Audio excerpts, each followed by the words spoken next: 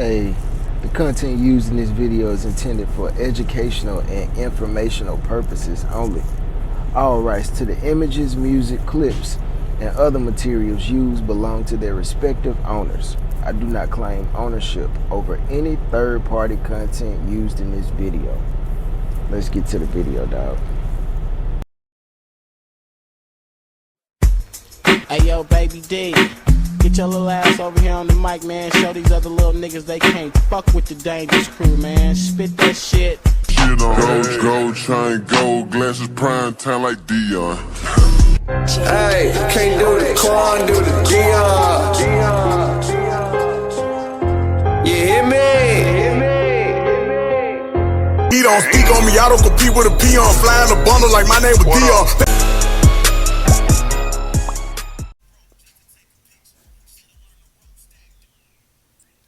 My apologies. I was listening to my get in my mode music. You know what I'm saying? I like that payroll Giovanni, tell 'em pay. You know what I'm saying? That's what I listen to when I get ready to drop some. You know, and it all be freestyle off the top of the head. I might do a little bit of research, like something will pop in my mind, like how did this even come about? And I start going down the rabbit hole. You know what I'm saying? So, story time, man. Yesterday, bruh, I was at the gas pump at my job, and I was talking to this guy, and he was telling me about making sure I'm getting paid for everything that I do, like sitting at a stop, waiting to get loaded and stuff. Make sure you put it on your paper. I said, you know, I'm gonna put mine on my paper, bro, right? Cause I need my little money. And he was saying, yeah, I be telling these guys, they be trying not to put stuff on paperwork so they can get paid for it, trying to, you know what I'm saying, give off the impression that they don't need their money. I said, yeah, I need mine, bro. He said, I know. I know used to be faking. We all wouldn't be here if we ain't need no job, right? We all in the same boat. We need our job. We need money. Whether you make your money legally or illegally, you need your money to survive in America, right? So, I'm going over to the shop to get a tire fixed. And the thought just popped into my mind, like, I be seeing all these videos on YouTube where people be talking about how they in such financial deprivation and they can't survive and all this. And then it got me to thinking, well, if everybody broke, who got money? So I started thinking, man, there's so many people that got money, bro. Like, a bunch of people that are billionaires, millionaires, trillionaires, you know, amongst their lineage and family. And I'm thinking, like, how can people sit back and watch so many people be broke and they don't offer no type of help or assistance? Or, let me just take some of this money and put it with somebody else and help these people get out of the current situation that they in. How can you sit back and watch the whole world just complain every day about how broke they are and how they can't afford food and how they can't survive, and people living in, you know, just horrible situations where they don't even have clean water, bruh. Like, it's people that still take baths in dirty water in some of these continents and countries. Like India, they got so much trash in their water. These little kids in South America living in shanty houses and favelas that's built on top of each other. And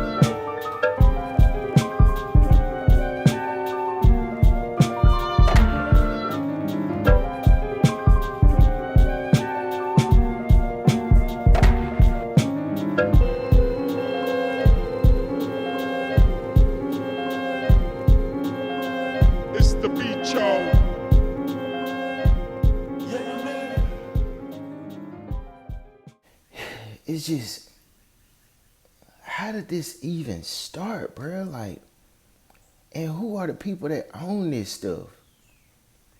So, I just got into thinking, like, how did we even get introduced to a money system that would later develop into a capitalistic type of situation where people can own a product and they'll make a product for the lowest amount of money that they can make it for, and then turn around and do a upcharge on it of 10%, 20%, 100%, 200%, 300% on a product that they know the people that they're selling it to don't have the equivalence in money to them.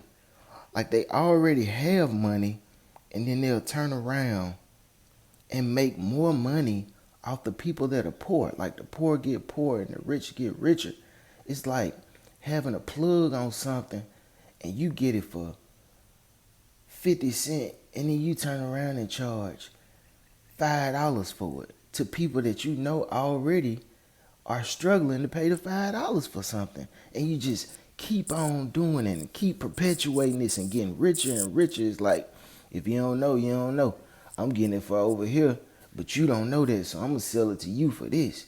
And it transcends every industry in our lives. From the gas, you suck the gas up out of the earth, something that you didn't have to pay for. Maybe you inherited some land, or maybe you bought some land with some money that you inherited, or maybe just anything. Like, you can, like they say, Donald Trump's parents started him off with $1 million or something like that, multi-million-dollar loan or something like that. He inherited that and then turned around and flipped it into whatever he flipped it into. Where did his money come from? You feel me? Like, where did the startup money from his family come from? And it just got me to thinking, like, who first started this money? And Indians in America didn't have money to start off with.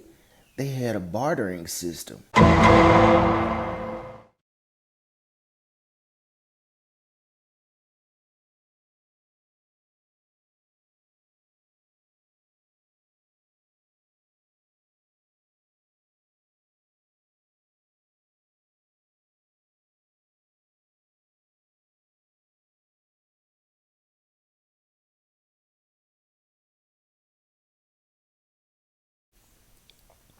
We didn't have money in America. Like, the indigenous people that lived in America, they didn't have money. They had this thing called a bartering system, where, let's just say, your family was known for being the hunters in the tribe or amongst the land.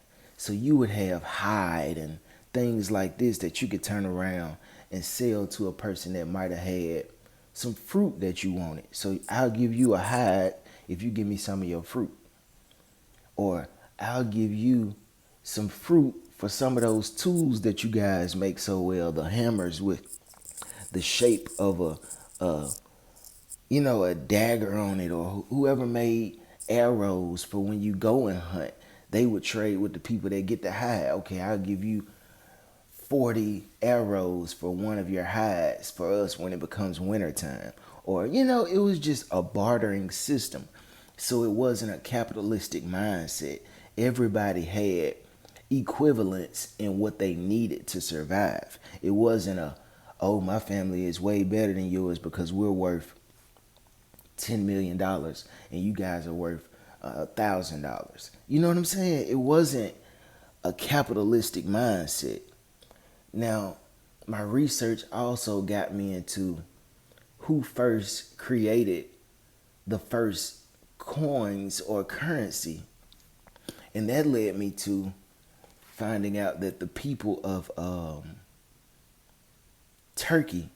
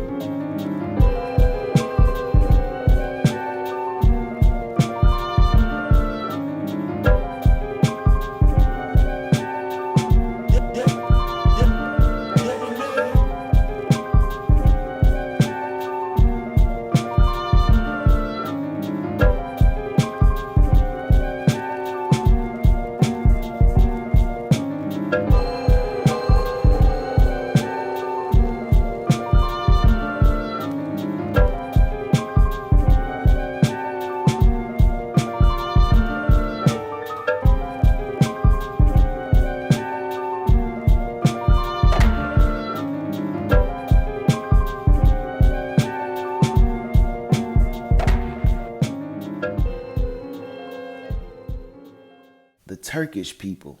They were the first ones to develop the coins. And then it got me to thinking, well, who are the Turkish people?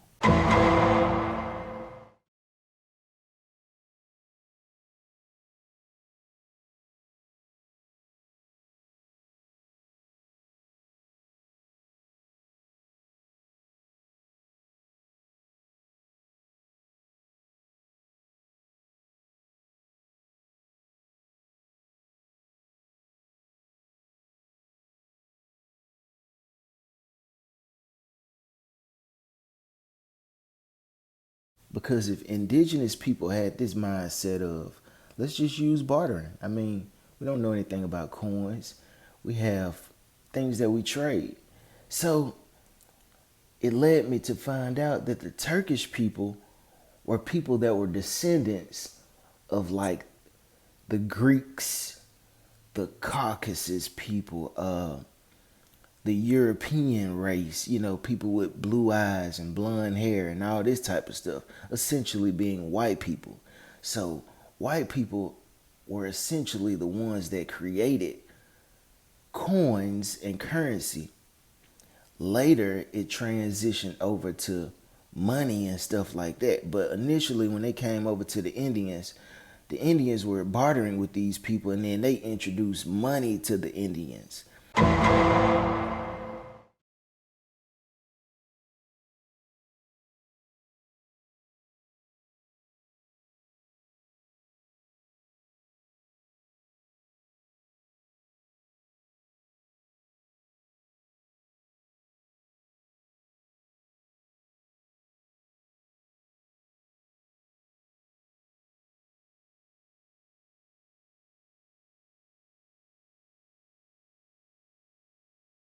And that's where the whole downward spiral of people having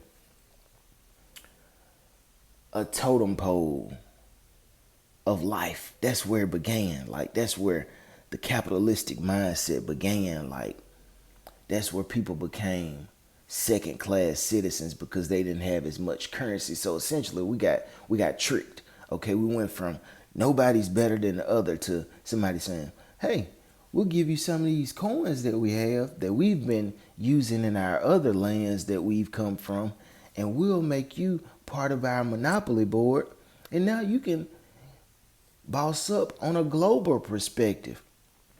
So they tricked the Indian people into taking coins from them. They had no fucking use for coins, right? But they took the coins as a form of currency to trade with these people, hide and whatever other resources they had.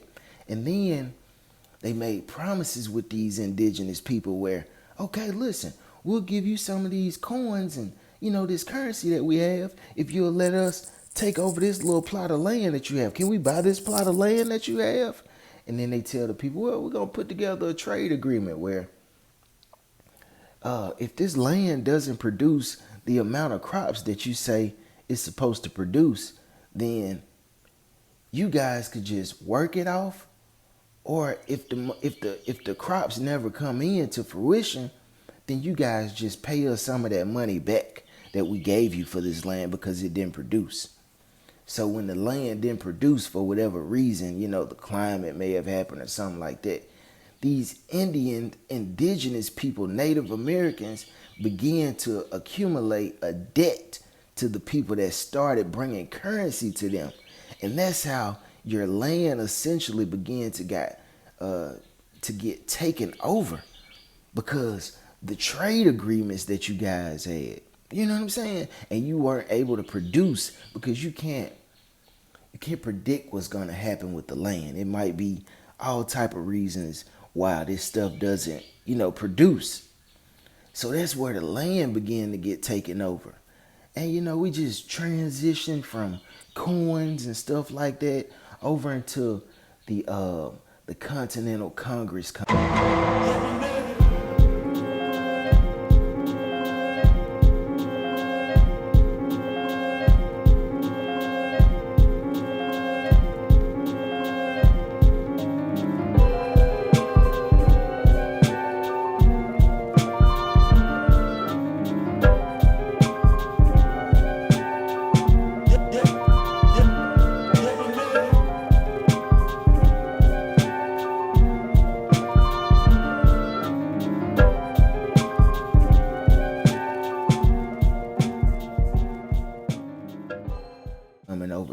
these are people that found a problem with the way that Britain and all these people were doing things. So they set off to go into this new land and, find this land. These were the people that came over and the first European settlers that established the 13 colonies after they did all this trade stuff and beat up people and took over their land along the eastern shore banks and the southern atmosphere of the United States and all around the world, man. And then they started incorporating this dollar currency around 1780. The latter 1700s is when the Continental Congress first introduced this money into us. So then, with all these things happening to where the indigenous people of the land ended up owing money to these newcomers, these European settlers and stuff like that. Then they started developing plantations where they own so much of the land where they can now put these people to work for them. It just, man, it got so wicked, boy. And then later on down the line, bro, from establishing these plots of lands where indigenous people that were misclassified, they went from indigenous people or African inhabitants that were maneuvered around the world. They became sharecroppers on land that belonged to them because, like I said, they couldn't produce, and they ended up accruing a debt with these people that came over. So now you own our land. So that transitioned into, you're no longer sharecroppers. Now you become slaves of ours, because anybody that owes a debt to someone, you then become a slave to the lender. Just like if you go and take a loan out, you're forever a slave to that house. You're a slave to that car. You're a slave to that bank that loaned you that money. You know what I'm saying? So after a while, once these plantation owners and these slave owners end up passing away, then they family members ended up taking over this land that their forefathers had. That's why you got so many white people that ended up owning land. Like when we came across the world after our birth, you start thinking like, damn, why everybody got something except us? Well, because these people were tricked out of their land with this new form of currency that these people brought over, and we became debtors to them. So that's why you don't have anything, because most of the land that you guys already had established was tricked away from your forefathers. You know what I'm saying? So then these people take some of this money and then they start opening up businesses and stuff like that. They start establishing car dealerships. They start establishing all type of little stores, and they develop these towns and stuff like that with the money that they accrued from the proceeds of slavery and all this old type of stuff. Getting loans from the companies and countries that they came from, and with us not having any other ties to financial corporations or establishments, we were left out in the cold, essentially. You know what I'm saying? We never got paid for the slave labor that was, enforced on us, and we were tricked into doing. So that's why we don't have anything these days, because our forefathers signed these trade agreements and, these deals and loans and agreements with these people, and then these things probably still hold up somewhere in court. That's why we can't get anything. I don't know. I'm just speculating, because if somebody know that they did something wrong, it's got to be something that keeps them and prohibits them, or keeps them from giving us what we're supposed to be given. And they never came out and exposed what these trade agreements were. So it leads me to believe that it's some paperwork somewhere signed between these former landowners and the new takers of this land from the people. But anyway, it was a slow transition over into capitalism, bruh. And that's how we went from owning everything to now people just have such a huge head start on us to where we're in the situation that we are in now. You know what I'm saying? Um, and it just kept going. You know, things like Amazon, uh, oil companies, gas companies, jewelry companies, clothing companies. All this stuff is a direct result of the introduction of currency into a people that were people that set their lives up on a bartering system. You know, and it's really sad, bro, but capitalism has messed our world up. These are the effects of taking things from people just want to be down. You know what I'm saying? Like when something works for you, bro, don't just take it, man, just because somebody dresses it up and makes it sound good. See, if we had kept on bartering and stuff like that, bro, we wouldn't be in the situation we in. But capitalism, you know, like I said in the beginning of the video, when you can take something that cost you nothing and turn around and flip it for 100 times the percentage and then sell it to people that don't already have nothing, that'll create poverty as catastrophic as what we're seeing right now. See, when you don't own any farms, people can put whatever price they want to put on your groceries. When you don't own any car dealerships, when you don't own any cars, people can put whatever type of loan amount they want on you. And they going to tax you out because you don't have any other alternative. You don't have another option. You have to come to us for everything. When you don't have clothing establishments set up for yourself, they can charge you $11 for a 3-pack of underwear in Dollar General. When you don't have furniture companies set up, they can charge you $5,000 for a dresser. When you don't have gas and petroleum things set up where you can make for yourself, they can charge you $4 when they want to in the middle of the year and then take it back down to $3. That's capitalism. And it's all built on the back of our forefathers that let these people come in and infiltrate them using a form of currency that they had no idea would turn into what we see today. And it's gotten so bad that they developed your regular person into a capitalist. Spend a little bit and charge my people hundreds of dollars more than what we supposed to. You know what I'm saying? Like where a person goes to a scrapyard, a salvage yard, an auction, and they can buy a car for $1,000 or $1,500. Fix the bumper, get the car painted, change the oil on it, detail the interior, and at the top, maybe spend $100, $200 on the paint. Get the detailing done for $100. Change the oil and the filter, that's $100. Make sure the tires are good on it. And then turn around and charge you $8,000 for a car that they essentially put $2,500 into. Knowing that the people that they finna sell it to on these little bitty car lots don't have $8,000 readily available in their bank account because they getting taxed by the energy company because we don't own any energy. We don't have any establishment to develop our own energy system.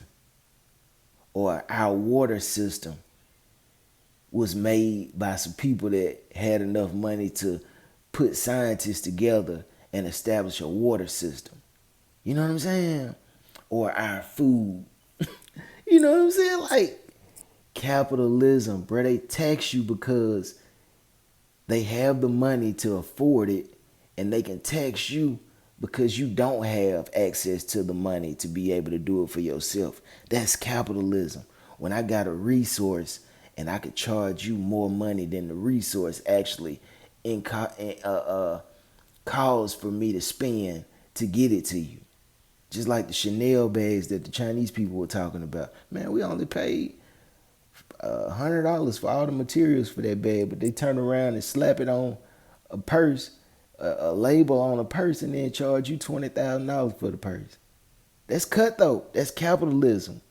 When you want to maximize your profits. And we even got so bad, due to where we couldn't get into the financial game that they had. So we tried to use cheat codes, right? We tried to do things like stealing, fraud, selling stuff to each other. You know what I'm saying? We started selling stuff to each other just to try to even out the playing field. And then when you try to even out the playing field by using what resources you have readily available to you, we don't have the opportunity to get loans, because when you go try to get a loan, they'll shut you down for anything. They shut you down for being broke. You got too much debt to income. I don't have any money. Everything was stripped from the people before me. I don't have any money. Then you set up the curriculums in colleges and stuff so crazy that if you don't fucking go in there and make A's and B's, you won't get accepted into these schools that are so expensive. And the people that can afford these schools that you go to and get credentials, you have to pay so much money for them. Only the people that been had money can even go to these schools. And these are usually the people that inherited money from their forefathers that played the capitalistic game back in the slavery days. The descendants of these plantations and stuff and businesses and stuff that they set on the backs of people that didn't have the knowledge to know that this was going to play out bad in their favor are the people that they built the backs of these universities and these economic situations off of. So you get punished for being poor and you never have a chance to get up, because I can't go to school because my people can't afford the tuition. I got to buy a car. I got to have somewhere to stay. I can't get a loan. If I get a loan, then it's going to be so high on the percentage side because I don't have good credit, because I'm always broke and I'm usually behind on some of my bills because I'm so broke. And then I go and try to sell some drugs to try to get ahead. And you criminalize me for trying to sell the resources that are accessible to me. You criminalized my struggle. You criminalized my lack of, bruh. You criminalized my lack of, bruh. You punish me for wanting to have what everybody else has as a comfortable existence. So what am I to do? Sit on my hands and do nothing?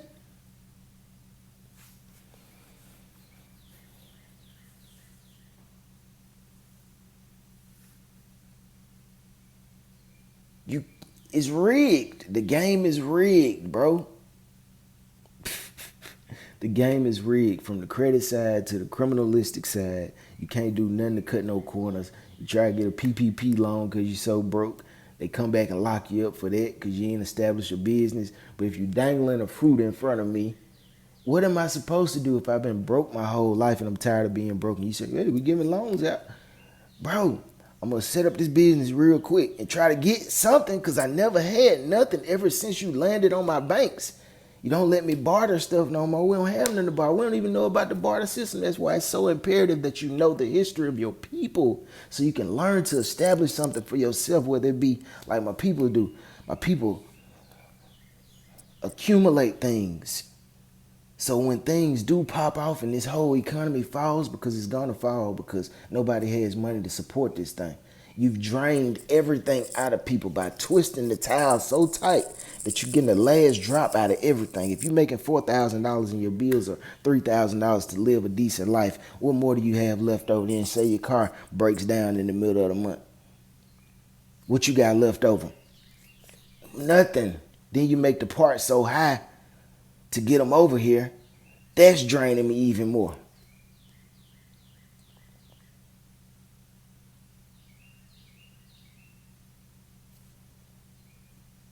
What do you want us to do? I know what you want us to do. Push more drugs out to keep them numb. Sell them alcohol. Give them music. Keep them distracted. Because if they ever sit down and start thinking, why is it like this? Who put me in this situation? Who are the richest people in the world that see me over here struggling and refuse to cut their prices down from $100 for a t-shirt to $5 for a t-shirt for me, or $1 because they know that we broke? You keep the people's attention away from those people, and you just keep pushing news and trends and distractions in front of them so they don't never start looking side to side and say, everybody around me broke. Who are the people that keep on setting these prices so high on gas and all this stuff, knowing that we're in a financial decline right now, won't give me any more wages on my job? The person that owns your company, they're worth billions. Your employer is worth billions. Tell you something about the trucking game, right? There's no reason that I should have at least $100,000 worth of product on a truck that I take out load for load. Now, this is just one load. There's no reason I should have one load for one day on my truck worth $100,000 and I only get paid $1,500 for the whole week of work. Now, you tell me how many loads I've done if I run 7 days a week. Let's just say 6 days a week. 100, 200,000, 300,000, 400,000, 500,000, 600,000 off of one worker and one truck a week. But you pay me $1,500 a week of work that takes up a majority of my time. You made $600,000 off of me in 1 week, but you paid me $1,500 before taxes.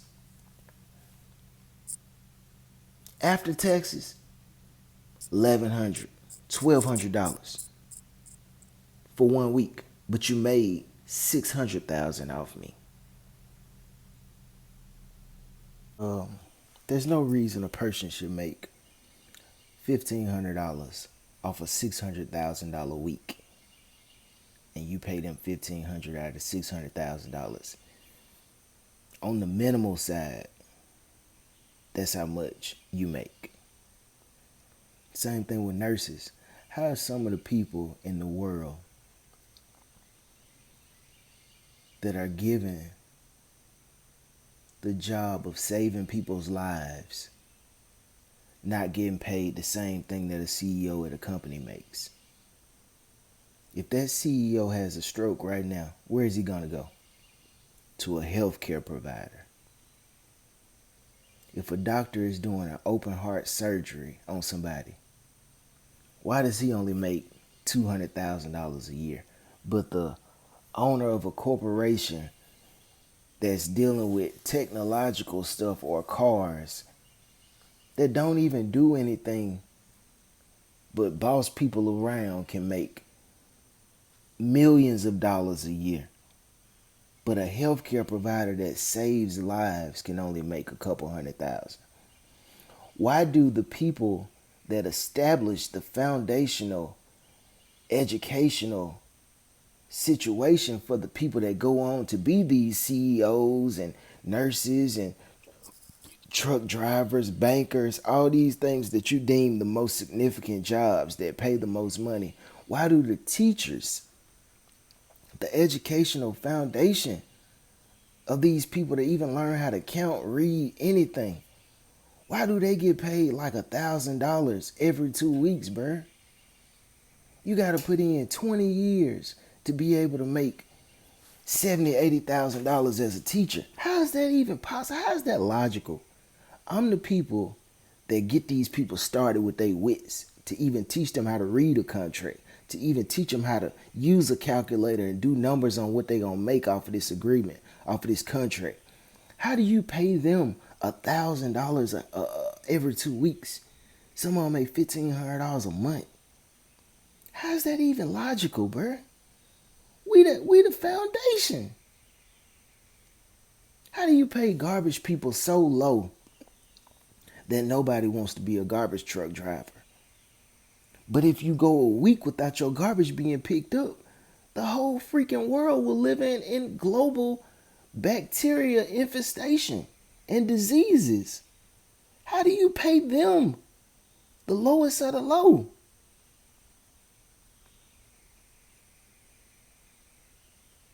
But you'll pay a distractor like a rapper. They make millions of dollars off of every show that they do. They do a tour, they make $5-10 million depending on how big the artist is. They don't save lives. They don't pick up trash. They don't do anything that's essential to our everyday living. They don't deliver no groceries to no stores. They don't provide no water. All they do is get on stage and entertain you, and they can make more money than the person that's driving a truck delivering goods to a whole town. I deliver groceries. How do I only make $1,500 a week, but you'll pay a rapper millions of dollars a year? I feed people. Without me, people die in towns. This rapper ain't saving no life, but he make more money than me. An actress, an actor, they make millions of dollars per episode on these TV sitcoms. On these movies, they make $30 million. A boxer will make $30 million, $100 million off of one fight. But people that save lives in the healthcare field, people that drive trucks, people that teach these people the educational foundation that they need to be able to go on in their life, we all make less than $100,000 a year. That shows you what's important in the world. Is it more important to distract people and keep them off of our trail?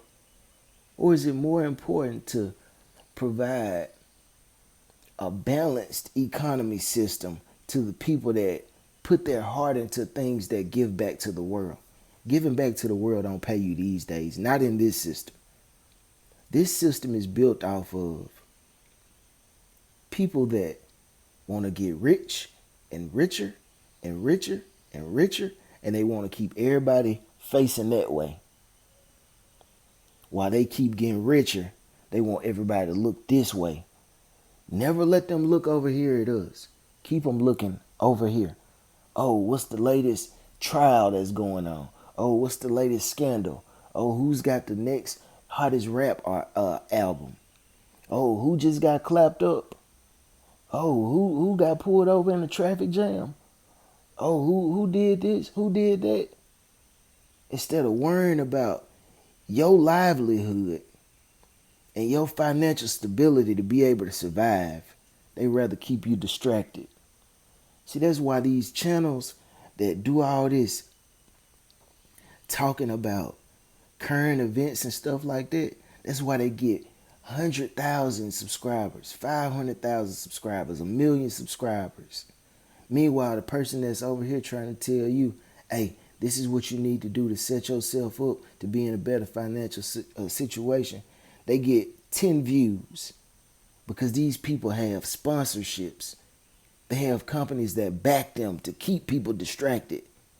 If that video that person dropped at the same old time is talking about some real stuff that you can use for your vitality, drop at the same time that a person doing current event drops, A company will put money behind them, or they'll put enough money that they've been paid by the company behind themselves to boost their numbers up, to make you think that what they talking about is something that people really want to listen to.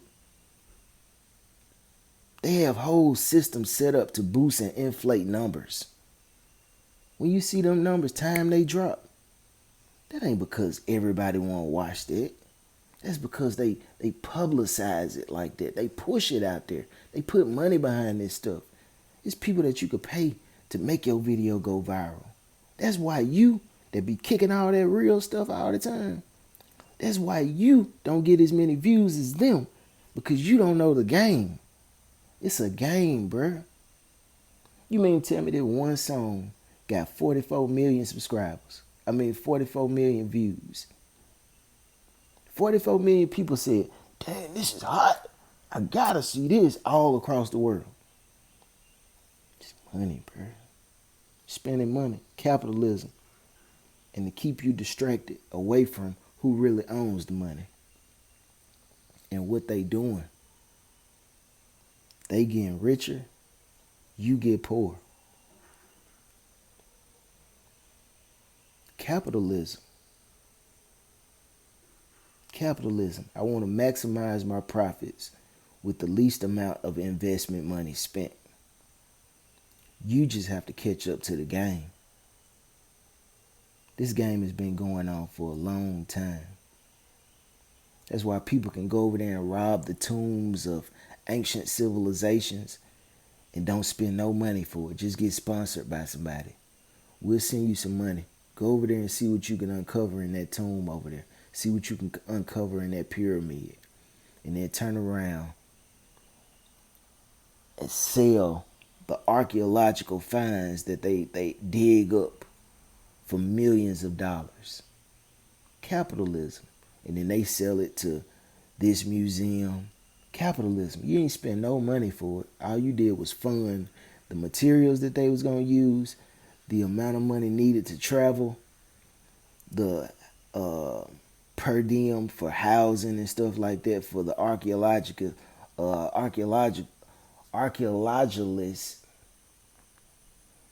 And then you turn around and recoup all the money and y'all split the profits up by whatever percentage y'all want. But you ain't doing no work. That's why you get people that find big old diamonds somewhere, and then they turn around and sell it. They ain't pay no money for it, but they gonna make a lot of money off of it. Capitalism, bruh. Spend a little, make a whole lot. Look the other way. Red, yellow, green, like, you know what I'm saying? It's steps, it's levels to it. But you can't do nothing if you ain't got no money. And they robbed you of that once they took you from the bartering system and put you into their financial system. Just do your research, bro. And it all started from the Turkish people creating this money system, the coin. And then it just transitioned over time. Now we are where we are. That's why you selling them drugs. That's why you robbing, stealing, doing fraud, trying to catch up. But the game was set up against you from the first time that they came over and put us in that monopoly world that they live in. You know what I'm saying? So don't feel bad about being broke right now. You just in a system that you didn't know the history of. You didn't know the rules of it. Your forefathers didn't know the rules of it. That's why they signed those trades when they were sharecroppers. And then your land don't produce. So now I own your land. Just a snowball effect, bro. And now we are where we are, to where we don't own anything. Because we accrued a debt from our forefathers. We've been broke since they first landed here and gave us that money. We broke because of slavery. And until they come out and make that right, we're going to be forever behind the 8 ball, G. If you know anything about pool, you can't win the game if If the ball that you got to hit before you get to the 8 ball is behind the 8 ball, you got to get around the 8 ball to be able to get that ball in the pocket, to be able to have a chance at winning the game. So let's just say you got 5 balls on the table. They only looking to hit the 8 ball. You got to knock all 5 of your balls in first. And then get the 8 ball, which has a ball behind it that's stopping, you know what I'm saying? And they already cleared the table. The only ball they got left is the 8 ball. And they got the stick right now. So you waiting on them to get through playing, and you still got to knock all this off the table first before you can even get a shot at the 8 ball, bro. That's how far behind we are. And then when you started trying to do something with yourself, start trying to develop your own economy, like these towns that we hear, like the Black Wall Streets and stuff like that, what they do? You know the history. Rosewoods and the, you know what I'm saying? Then you get somebody like BMF and all these guys, they get money and squander it. From my Young Scooter video, you heard him say he make $400,000 a month. Squander it. Rather go make it rain in the club. Rather go buy some cars and some jewelry and stuff like that, instead of putting people on around them so y'all can create another economic situation like the Black Wall Streets and stuff. I know this kid over here just finished nursing school. I'm going to get her set up, start her own establishment or whatever. Establish your own town. Anything. You know, but I don't know. What do I know? Maybe I'm just broke. Maybe I don't know nothing, man.